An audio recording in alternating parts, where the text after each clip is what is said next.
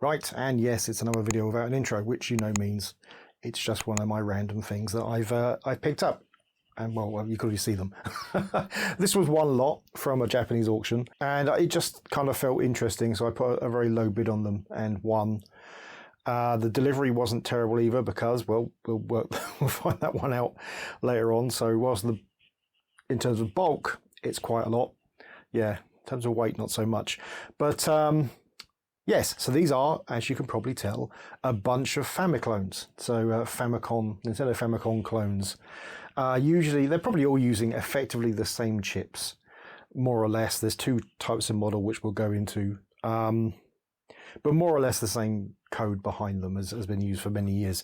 Now, I was a little bit worried because if you follow me on social media or did watch the channel for a while, you know that I basically sold my whole collection pretty much a little while ago, which included all the games, which included all my Famicom games. So it's like, what do I test this with? Fortunately, I found one. One solitary Famicom game that's still in the house. So we have something to test them on. That's good. I think, though, the handheld doesn't use... If it's the same one I've seen elsewhere, it doesn't use cartridges. It's just got built-in stuff like a lot of the old ones do. But I think all the others do. Or at least they all appear. Oh, maybe this one. This one doesn't seem to have a cartridge slot. So maybe that one. Although it has got a cartridge thing there. So we'll see anyway. I don't know what the statuses are. These could have been just returns. This could be a bunch of faulty machines. Anything. These all might not work. I don't know if they're brand new in box. A few of them look like they're kind of bulgy a little bit, which suggests that someone's opened them up and put them back in not entirely the correct way. Don't know until we start. A lot of these are made by a company called Peanuts Club, I've just noticed. Interesting.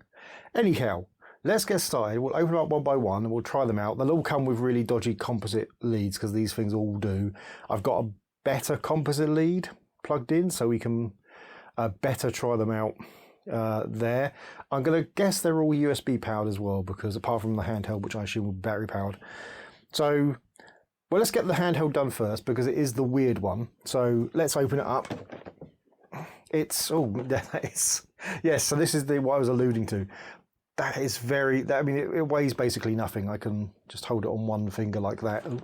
And yeah, it weighs nothing. So interesting. So if there's anything in here, which we hope there is. I mean, there's something rattling around. Okay, there is definitely a handheld. There are instructions. Okay, that's it. That's all that's in there. So we've got instructions putting the batteries in and other stuff that's not in English. And then I guess we've got a list of the games. So these are just going to be the kind of the dodgy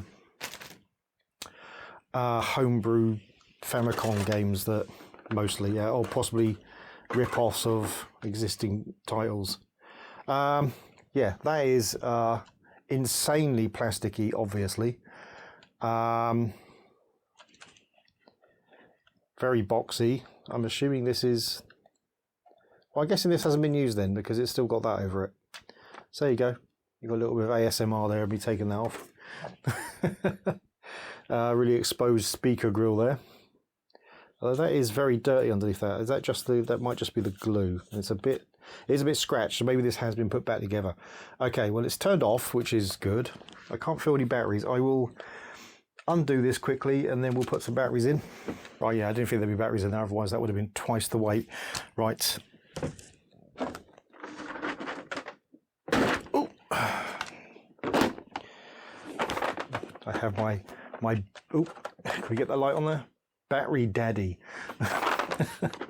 Right, it's all batteries are in, it's all closed up. I've not bothered putting the screw back in, but we'll see what happens when we turn it on.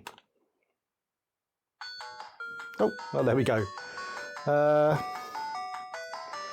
Matchstick Man, P-Wang, Rapid Reaction 2048, that's on almost all these things.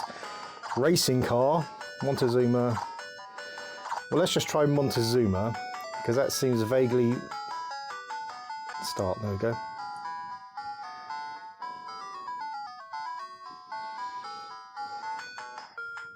Okay.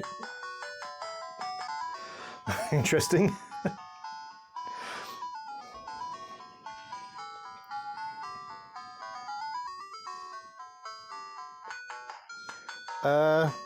Right. Interesting. Will this actually play something? Keep this in frame while doing stuff. No, as soon as you push anything. Oh, you have to push start. Okay, fair enough. Oh, hello.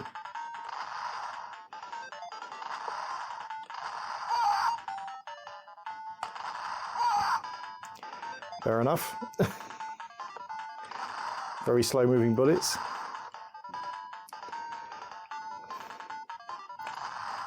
Anyway, yeah, so that's kind of what we're looking at then. Let's turn that one off and move on to the next one. All right, let's try this one where I wasn't sure if it uses the cartridge or not because I can't see a cartridge slot. This feels like it's been opened just because it's been bent up. Polystyrene. Oh, hello. Oh my word, well this has been certainly sitting somewhere for a long time. Ah, there we go. So the cartridge slot is in fact underneath this little, ooh, very rickety case. Okay, so let's take that out. It's got a DC socket, but oh man, this smells like something. Well, this one's definitely been played because it's missing the DC adapter. Now we're assuming that'll just be DC to USB. It's definitely not in here somewhere. I haven't got one on hand right now. Oh god, there's a lot of cable burn going on as well. Yeah. Okay, so we'll leave this one for now, but there's almost guaranteed that one of these other ones will have that same thing. Okay, well let's go for one of these. So these are duplicates. We've got a couple of duplicates, but we'll go through them. So we need to turn up one of them because they should be identical. So yeah, we'll take that one.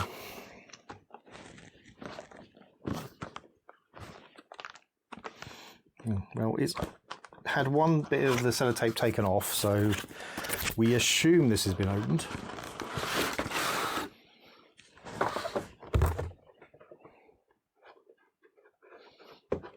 Or they just didn't bother putting sellotape on one end, who knows. Some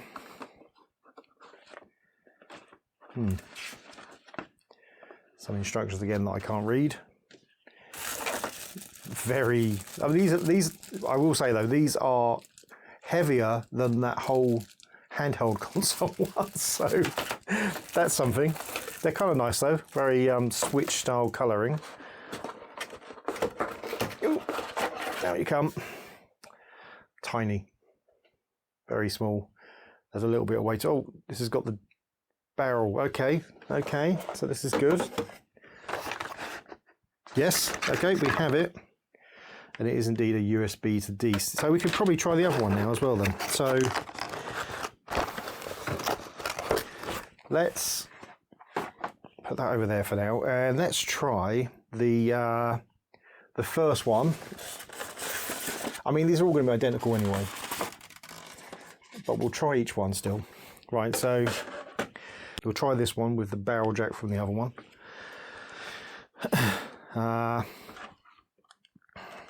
That looks an awful lot like they're supposed to be like an infrared thing as well. Right, so that's in. We'll turn it on without any games on to begin with, because these sometimes have built-in things.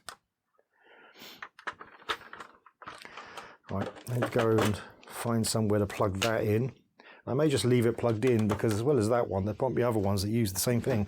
All right, I've also got it plugged into my composite cables as well. So if we turn this on,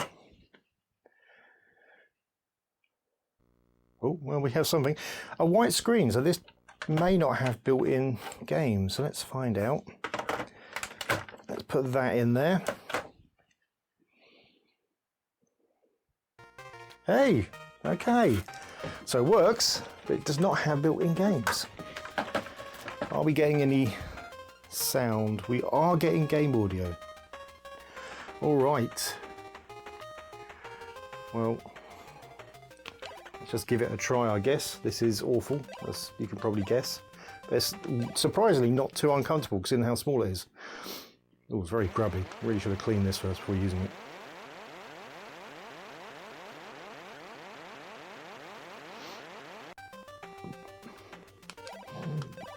You're probably going to see this game quite a lot, so yeah. I don't know how to play this game. Oh. Okay. Don't know what I'm doing. Anyway, it works. So, interesting then. This one does not have built-in games. It does work though. So we will just take everything out. But we're going to leave it all plugged in so that we can just swap consoles over. Oh my god. That is so poorly constructed. Right, let's try this one. So again, first of all, we'll just plug it in. These are all mono, by the way, which is not surprising again. We'll plug it in. Oh, that's definitely been opened. Yeah, because that one's got two cable ties around it, around the bag and the lead, and this one's only got one. So yeah, I would say these have been used then. Right, plug in the DC cable. There we go. And if we power that on, what happens? Oh, there we go. This one has built-in games.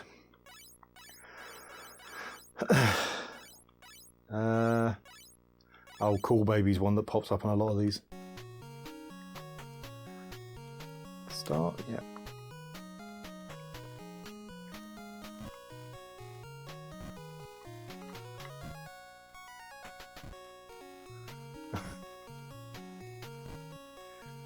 These are just a bunch of basically simple games. I think they're using they are designed as Famicom games, same thing really,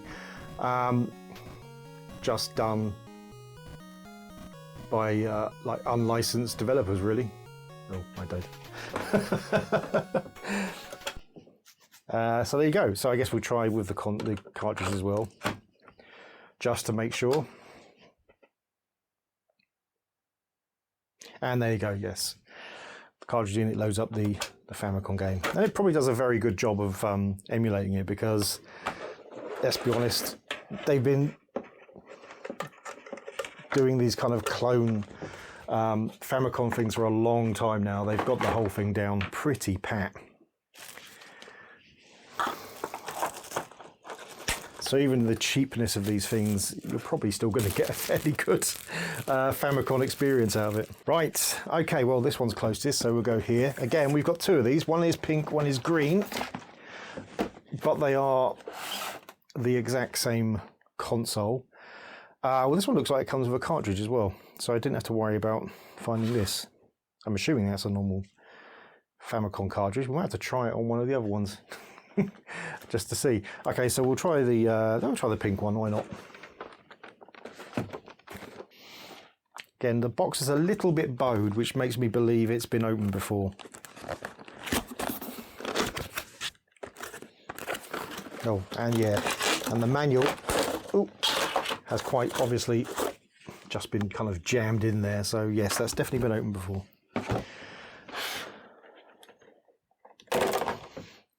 There we go. It's quite, oh, it's got little sucky feet. Look at that. That's quite a lovely little device, actually. I quite like that. And yeah, here's the cartridge. So that's kind of a homebrew cartridge, I guess. Oh, and these joysticks are USB, not Atari style things. That is interesting. How is this powered? Oh, it's actually got a built-in USB cable on the actual things. It's all built in as well, so we have to use their cables. So this one will take a few seconds to set up. Bear with me.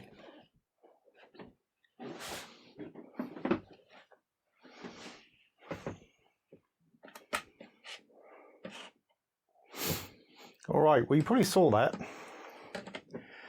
That was, I'm guessing it hasn't got anything inbuilt or it's broken. Let's try it with the cartridge.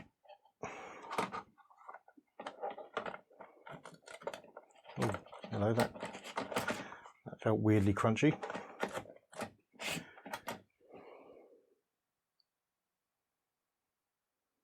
Oh, there we go. I'll plug the controller in though.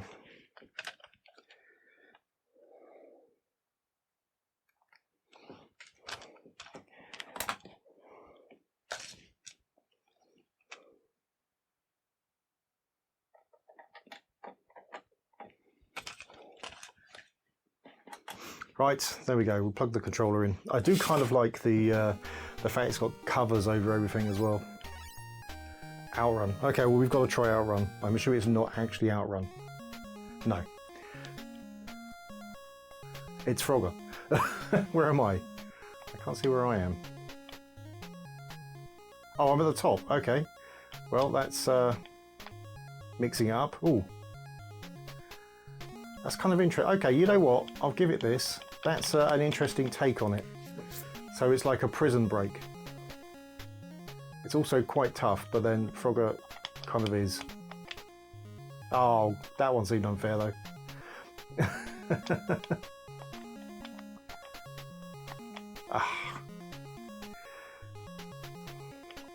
You know what?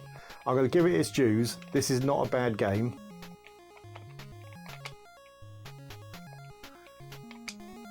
And this controller also isn't terrible. It's very lightweight, just like the other one, but it's hey, oh, I was supposed to get on the okay. I get supposed to get on the log, but it's actually very, very responsive as well, which is all that matters really. There you go. I've lost. You know what? Give it its dues. That's not a bad game, right? So I guess now we need to choose to tell if it actually works with a real Famicom cartridge.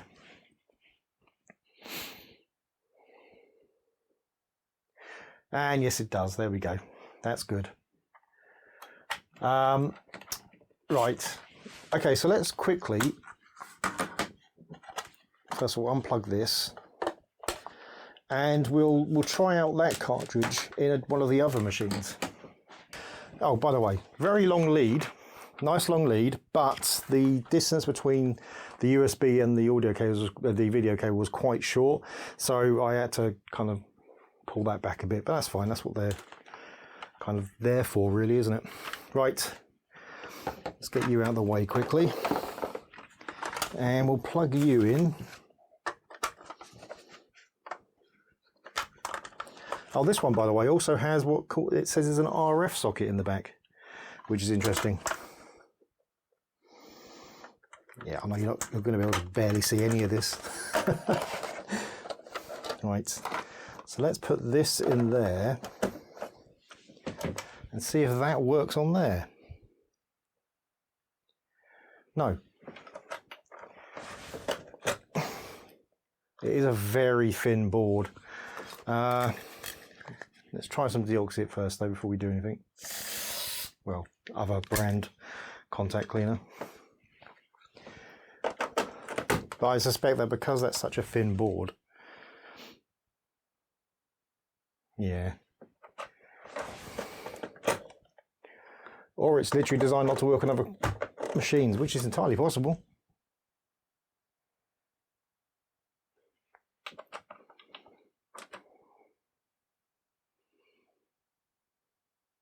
No, I can't get it working.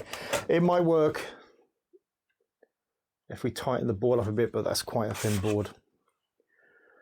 It's literally, it's probably really hard to see, but it's about half the thickness of the actual official one. Anyway. Oh my God. Very tight ports on that. Put you back. And we'll go for this one, I guess. The game computer. Fair enough.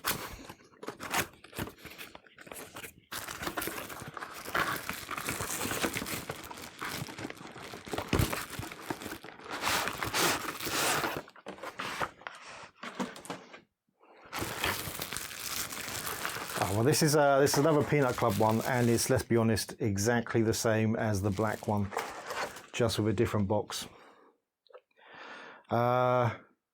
It's identical. There's almost no reason to test it. I think they just re-released it to look like a Switch, basically. We'll quickly test it. Why not? We'll see if it works. I really probably should be testing all of them, even the duplicates, but I'll test them separately, off camera. All right, so let's power it on without a cartridge. Yeah, that's working. No, why not? Let's power it on with this cartridge.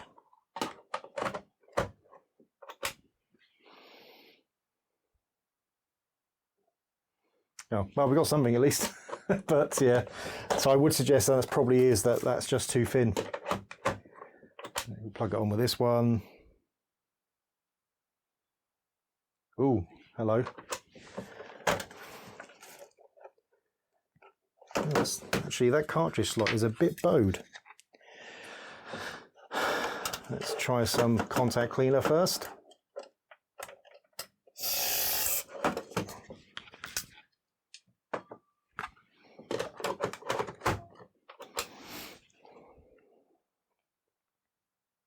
Yeah, there we go. That's working, right. As they get to the, yeah, there you go, that's working. Well, I guess we may as well try this one again now then, now we've done that.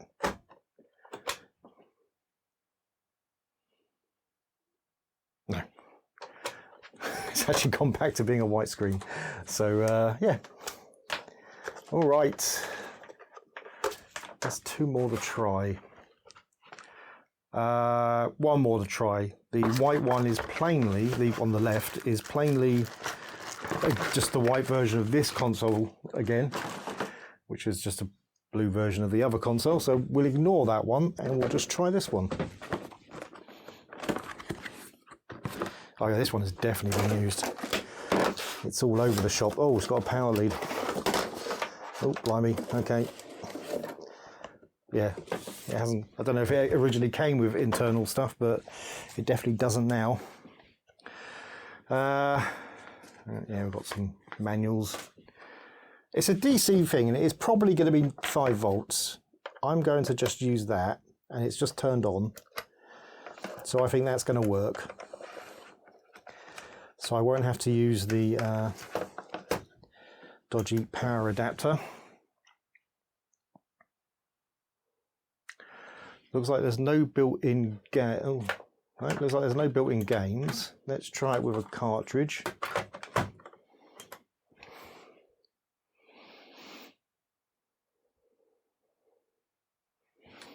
Nothing.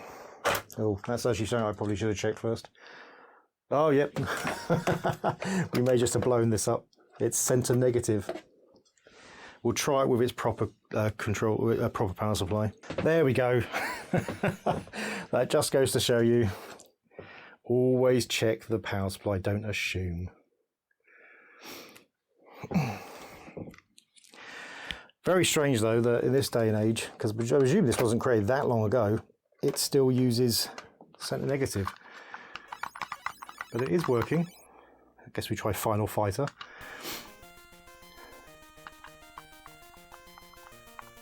Okay, start.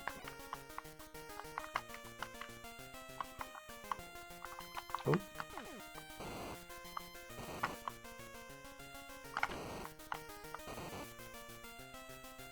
Okay, kind of a battleship style thing, but on land. Inordinately dull.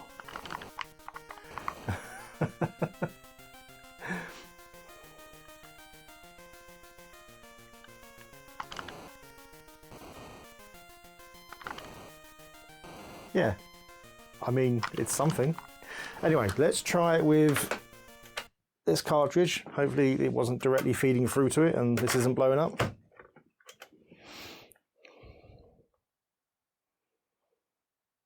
Uh-oh.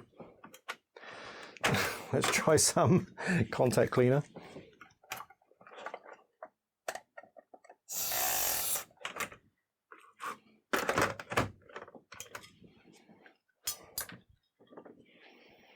There you go. Thank heavens for that. Right. Well, you know, we're here. We may as well try the other cartridge, right? You never know.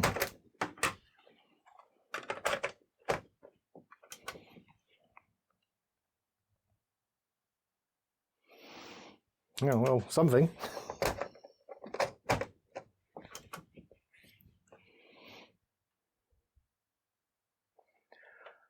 Okay, well, it's there. Again, I suspect it is because it's such a thin cartridge in there, that a thin PCB, that it's not making good contact on the data pins. Anyway, Yes, that's that. We won't bother testing that one because that is exactly the same as the other, the blue and the switch coloured black one. But yeah, kind of an interesting batch. There's certainly a couple of different types of models. Obviously, the ones with built-in stuff as well, and this one, which is just odd entirely because it's got a center negative adapter. There's no date on it, but yeah, if I looked on the bottom, it would have told me it was center negative as well. So interesting. Might be worth just delving inside that actually and just swapping the polarity so that it can just use a USB. It runs off 6 volts, so it will almost certainly run fine on 5 volts as well. So that might be an interesting thing to do, just so you don't have to use that dodgy DEF adapter.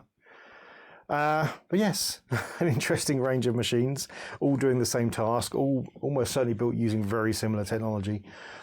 Because yeah, like I say, the Famicom clone chipset has been just improved over time, and it's all kind of been condensed into one effectively super chipset now, which can be run on almost anything, and it's fascinating. But anyhow, thanks for watching. If you like the video, please hit like. If you really like the video, please hit subscribe. If you didn't like the video or you have something else to say, then please leave it in the comments below. If you do want me to go over through any of these machines, like in its own video, going through all the games, then do let me know. But the games will be fairly similar across them all. They might have different names, but they're all kind of the same games that have been trotted out by the same company. So yes, interesting. There didn't appear to be, from the quick glance, there didn't seem to be a lot of copyright infringing titles, let's say, like no Mario stuck out. So interesting. I'm sure they probably exist. There's somewhere in here there will be a Mario clone just under a different name, but yeah, nothing obvious. Anyhow, thanks for coming. See you next time. The present is horrible, the future looks bleak.